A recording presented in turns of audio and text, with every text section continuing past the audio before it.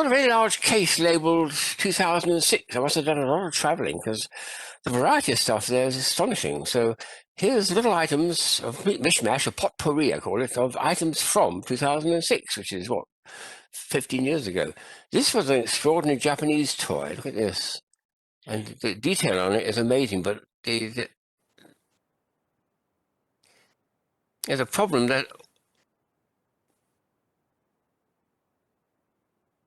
you've got a peaked cap all the way around.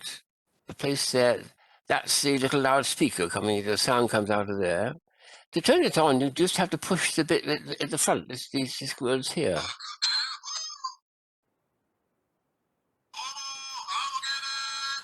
Oh, all in Japanese still.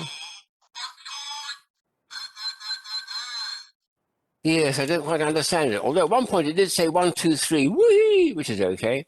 So is he a footballer, or what's his profession? I don't know. I'm going to start asking some of my Japanese friends and get a translation of some of his cries. It's just very, very well depicted. It's extremely well made, and it's a key fob, of course.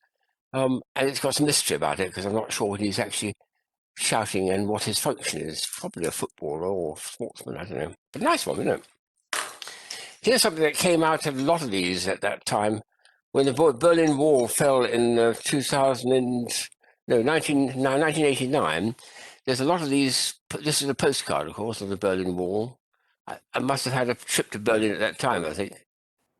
And at the bottom of it is a little compartment, what they call a blister pack there, with a bit of chunk there, was slightly decorated, and of course there's a bit of Berlin Wall. It's a postcard at the back, and that's a bit of Berlin Wall covered by a stamp. So lots of these souvenirs.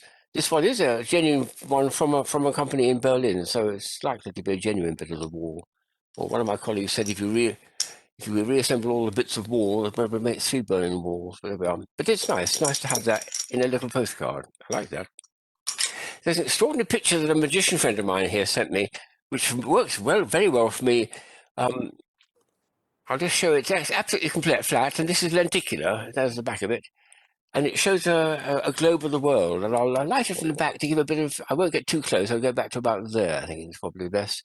And then slowly turn it and show that it looks like the globe of the world being printed or painted onto a glass sphere. So the back continent at the back of the globe definitely goes the right way as if it's a complete sphere. Isn't that extraordinary? Come back.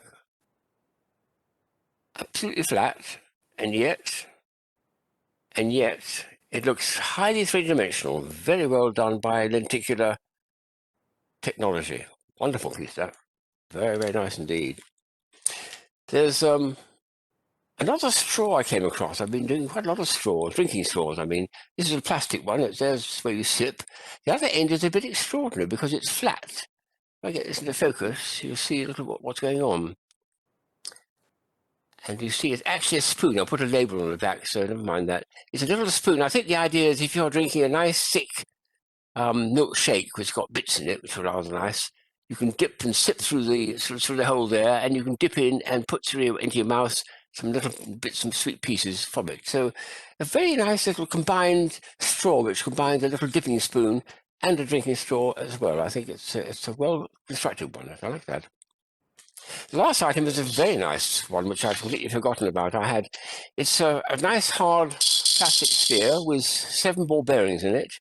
When you twirl it, you get this marvelous effect of things spinning in space, which makes kids think how the planets all go around and the asteroids around the sun. So if I set it spinning and put it on a table here, it's got a proper little plinth it sits on like that, and make it go nice and firm. Takes a long time to decay.